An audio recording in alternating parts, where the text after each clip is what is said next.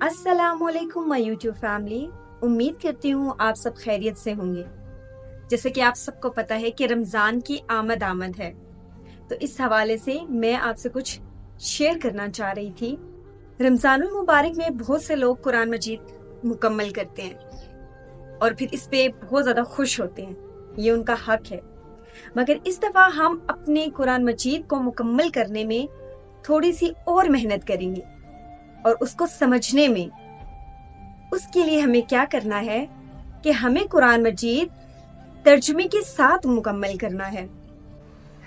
जैसा कि हम सबको पता है कि अरबी जुबान हमारी नहीं है, हमें उसको सीखने के लिए बहुत टाइम चाहिए। हम इंग्लिश तो सीख रहे हैं, उसके लिए टाइम है, लेकिन अरबी को सीखने के लिए हमारे पास टाइम नहीं है। ये तो हमारी बदनसीबी है। चले, मगर हम एक और काम कर सकते हैं कि हम कुरान मजीद को उर्दू तर्जुमा के साथ मुकम्मल करेंगे। देखिए, कुरान मजीद में अल्लाह पाक के बहुत से अहकाम हैं, बहुत सी खुशखबरियां हैं और अजाब के बारे में बताया गया। हमें अरबी पढ़ के इस चीज की समझ नहीं आ सकती, इसलिए हमने कुरान मजीद को उर्दू के साथ पढ़ना है ताकि हमें समझ आए कि हम उसमें क्या पढ़ रहे हैं, अल्लाह ताला हमसे क्या फरमा रहे हैं और कहाँ पे खुशखबरी और कहाँ पे अजाब की वईद सुनाई गई है। हमारा मकसद कुरान मजीद को मुकम्मल करना नहीं है, हमारा मकसद है उसको समझ के पढ़ना कि अल्लाह पाक ने कुरान मजीद को क्यों उतारा, इसमें क्या फजाइल हैं, इसमें कौन सी रहमतें हैं और इसमें कौन से अजाब छुपे हुए हैं। हम ऐसे कौन से अमाल कर सकते हैं जिनसे हमारी जिंदगी एक बेहतरीन जिंदगी गुजर सकती है और ऐसे कौन से काम हैं जिनसे बच के हम अल्लाह ताला के पास सुरखरू हो सकते हैं। हमने कुरान मजीद को अरबी में तो बहुत दफा पढ़ा है। इस रमजानुल मुबारक हम कोशिश करेंगे कि अपने कुरान मजीद को उर्दू तर्जुमा के साथ मुकम्मल करें ताकि हमें अपने अल्लाह पाक की कही गई तमाम बातों का पता चल सके। बहुत से लोग दोहरा कुरान करवा रहे हैं, कोशिश किया करें कि अपना थोड़ा सा टाइम निकाल के उसमें जरूर जाया करें। कुरान मजीद को तर्जुमे से ना पढ़ने का जो सबसे ज्यादा नुकसान है वो ये है कि हम बिदात करना शुरू हो गए हैं। अगर हमें कोई बता दे कि फलां कह रहा है कि ये काम कर लो तो इससे ये हो जाएगा, हम वही काम शुरू कर देते हैं और इसमें हमारा बहुत बड़ा नुकसान है कि हम बिदअत की तरफ चले जाते हैं। बेसिकली बिदअत क्या है?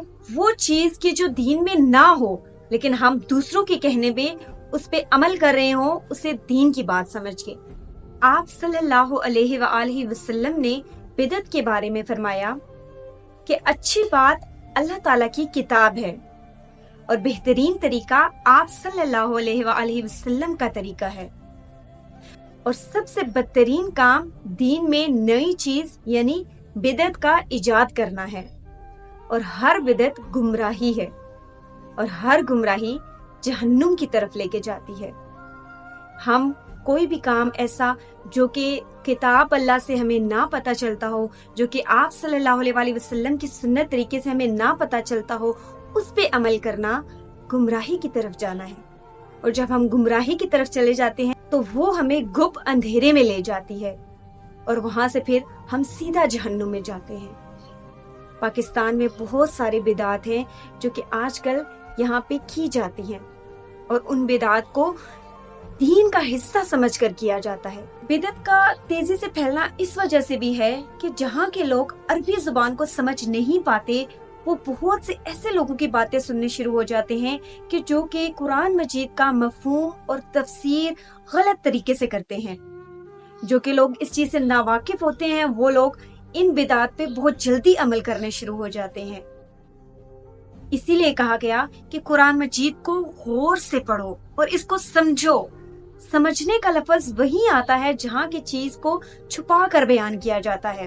दुनिया में अल्लाह ताला ने इंसान को अक्ल देकर भेजा ही इसलिए है, जो अहकाम मेरी तरफ से नाजिल हुए हैं इनको समझो कि इनको मैंने किस लिए नाजिल किया और ये कहाँ पे अमल करने वाले हैं।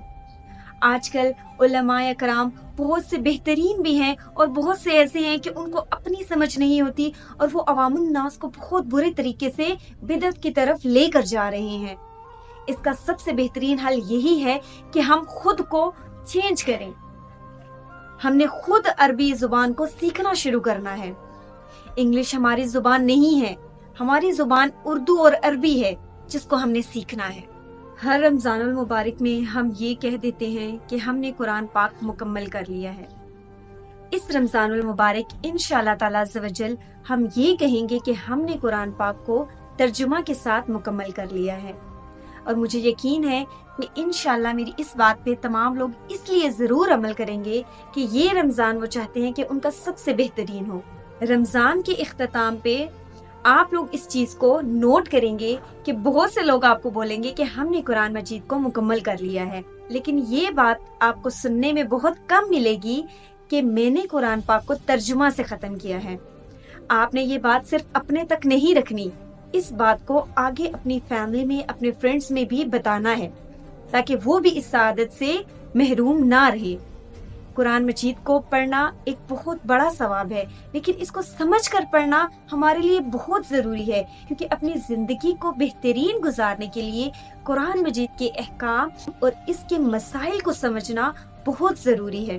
اے رحم الراحمین اللہ، ہم اس دفعہ آپ کا قرآن مجید آپ کے فضل و کرم کے ساتھ ترجمے کے ساتھ مکمل کریں گی۔ یا اللہ پاک ہمیں اس پہ عمل کرنا اور اس کو سمجھنا ہم پہ آسان کر دے۔ اللہ پاک ہمیں جو چیزیں نہیں پتا، جن مسائل کو ہم سمجھنا چاہتے ہیں لیکن ہمیں وہ سمجھ نہیں آ رہے، اپنی رحمت و برکت سے ہمیں سمجھا دے۔ اللہ پاک عقل کل کے مالک تو صرف آپ ہیں۔ اللہ پاک ہمیں اتنی عقل و سمجھ عطا کر دے کہ ہم اس دنیا میں بہترین طریقے سے اپنی بھی زندگی گزاریں اور اپنے جاننے والوں کو بھی بہترین اور اچھی راہ پر لے کر آئیں۔ میرے مالک اللہ، قبول کرنے والی ذات تیری ہے، ہماری ذات صرف اور صرف مانگنے والی ہے۔ ہمیں اپنے در سے خالی مت لوٹانا، کیونکہ ہمارے پاس اور کوئی در نہیں ہے سوائے تیرے در کے۔ اے مالک اللہ، ہم سب کو اپنی بارگاہ میں قبول فرما۔ اللہ پاک ہمیں اپنا کعبہ اور مدینہ دکھا، ہمیں دیکھنے کا بہت شوق ہے۔ میرے مالک اللہ، دل میں آرزو لیے بیٹھے ہیں۔ میرے مالک اللہ، قبول کرنے والی ذات تیری ہے، اس در پر جانے کے لیے پیسہ روپیہ کوئی معنی نہیں رکھتا، صرف اور صرف آپ کا بلاوا آنا چاہیے۔ میرے مالک اللہ، ہمارے دل میں اس چیز کی جستجو ہے، اللہ پاک ہمیں قبول فرما۔ یا اللہ پاک جتنے لوگ اس دنیا فانی سے رخصت ہو گئے، اللہ پاک ان کو بخش دے، مغفرت فرما، تیری رحمت ہر چیز پر حاوی ہے۔ ارحم الراحمین اللہ، ان کے درجات بلند کر دے۔ میرے مالک اللہ، ہمارا بھی جب آخری ٹائم آئے، میرے مالک اللہ تو ہم سے راضی ہو، ہم تجھ سے ہر حال میں راضی ہیں۔ میرے مالک ہماری زبانوں پر بھی ہو لا الہ الا اللہ محمد رسول اللہ صلی اللہ علیہ وآلہ وسلم۔ ربنا تقبل منا انک انت السمیع العلیم وتب علینا انک انت التواب الرحیم۔